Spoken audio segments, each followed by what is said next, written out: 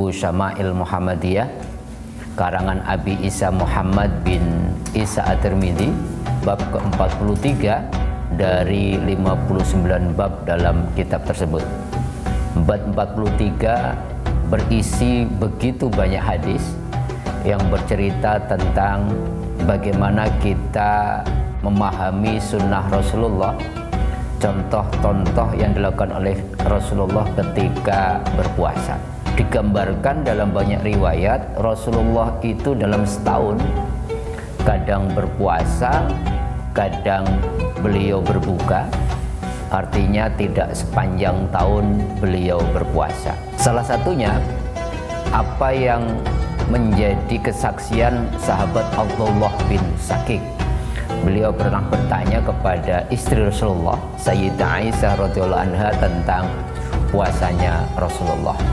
Sayyidah Aisyah kemudian menjawab lewat kesaksian apa yang disampaikan oleh Aisyah radhiyallahu anha, ternyata beliau memberikan sebuah penegasan bahwa Rasulullah itu kadang berpuasa sampai sahabat-sahabat itu mengira Rasulullah berpuasa terus-menerus, tapi kadang-kadang Rasulullah berbuka, tidak berpuasa dalam beberapa hari di bulan tertentu, sampai kemudian sahabat juga mengira bahwa Rasulullah tidak berpuasa terus-menerus.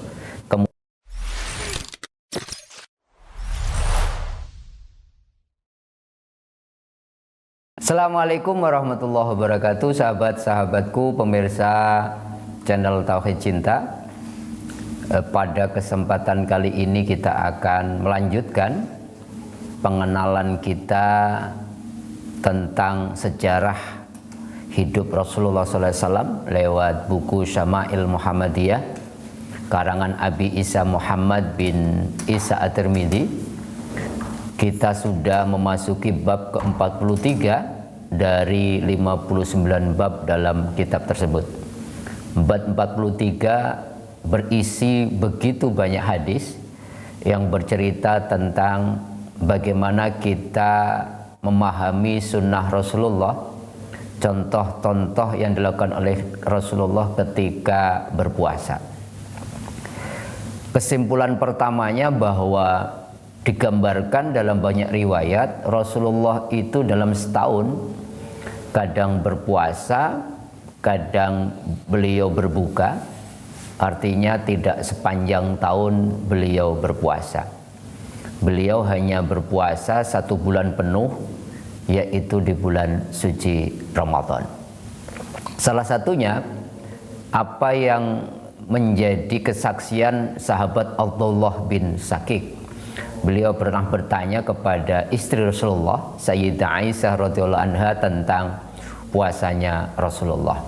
Sayyidah Aisyah kemudian menjawab, karena Rasulullah SAW yasumu hatta naqulu qad shoma wa yuftiru hatta naqulu qad aftara. Qalat, kemudian Aisyah melanjutkan, wa ma shoma Rasulullah SAW syahron kamilan mundu kutimal Madinah illa Ramadan. Jadi lewat kesaksian apa yang disampaikan oleh Aisyah radhiyallahu anha, ternyata beliau memberikan sebuah penegasan bahwa Rasulullah itu kadang berpuasa sampai sahabat-sahabat itu mengira Rasulullah berpuasa terus-menerus, tapi kadang-kadang Rasulullah berbuka, tidak berpuasa dalam beberapa hari di bulan tertentu, sampai kemudian sahabat juga mengira bahwa Rasulullah tidak berpuasa terus-menerus.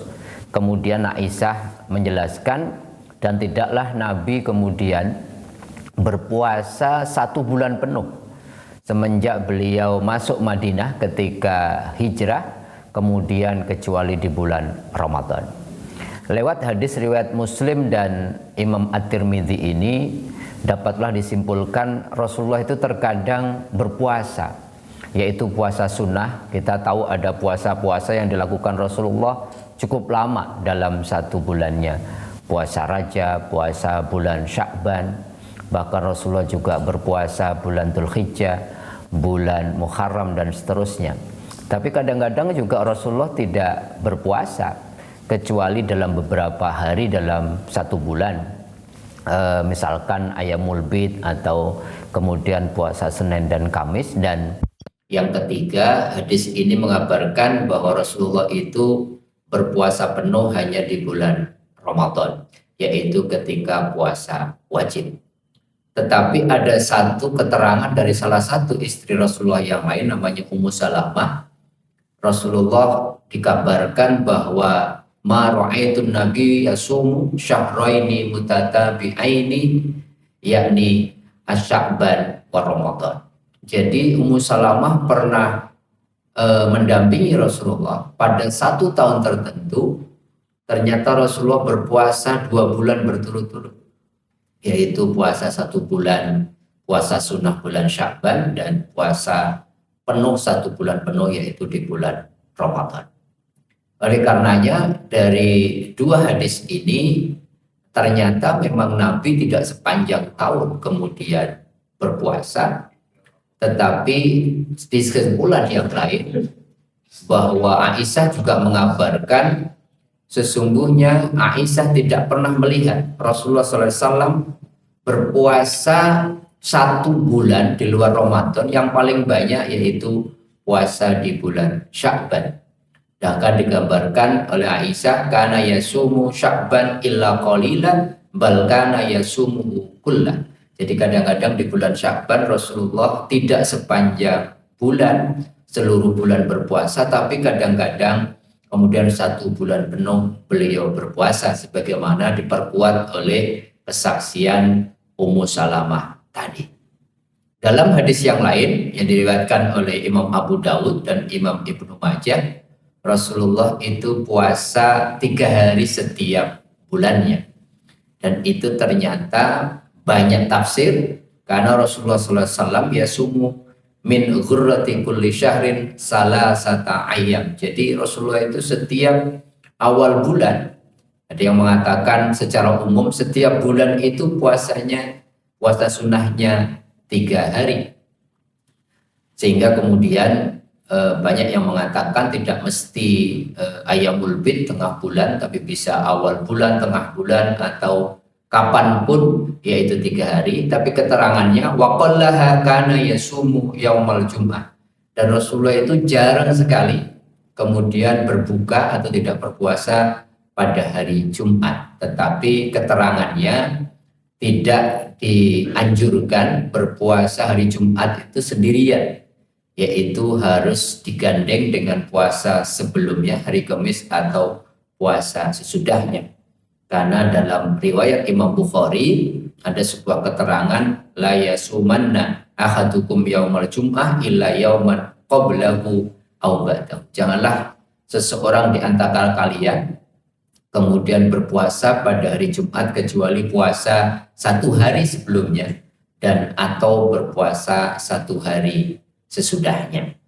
Maka kemudian puasa sunnah 3 hari itu kemudian boleh di awal atau di tengah, yang kita kenal dengan Ayyamul Bid, tanggal 13, 14, dan 15, atau kapan saja, yang penting 3 hari selama 1 bulan.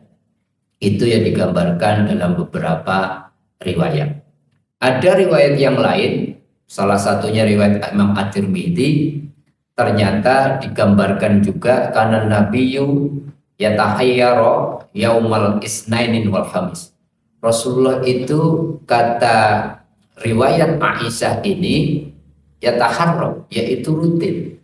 Rasulullah itu puasa sunnah rutin setiap hari Senin dan setiap hari Kamis.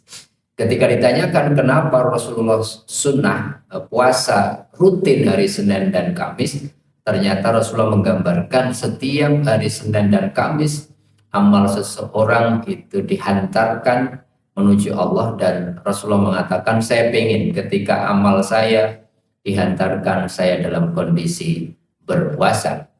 Dalam kesempatan yang lain Rasulullah mengatakan, dzaka yaum wulidtu fi. Kenapa saya puasa di hari Senin? Karena hari Senin adalah hari kelahiranku.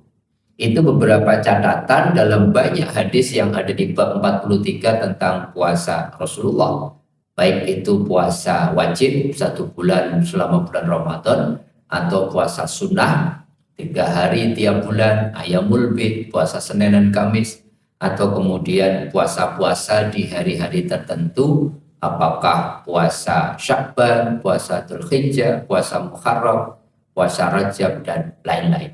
Tetapi yang menarik sahabat-sahabatku, di akhir bab 43 yang berbicara tentang puasa Rasulullah itu ternyata ditambahkan beberapa hadis oleh Abi Isa Muhammad bin Isa At-Tirmidzi, pengarang kitab Syama'il Muhammadiyah ini, tentang betapa Rasulullah menganjurkan kepada umatnya, alaikum minal a'mali ma yutikun.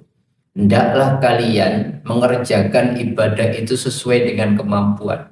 Tidak boleh memaksakan diri.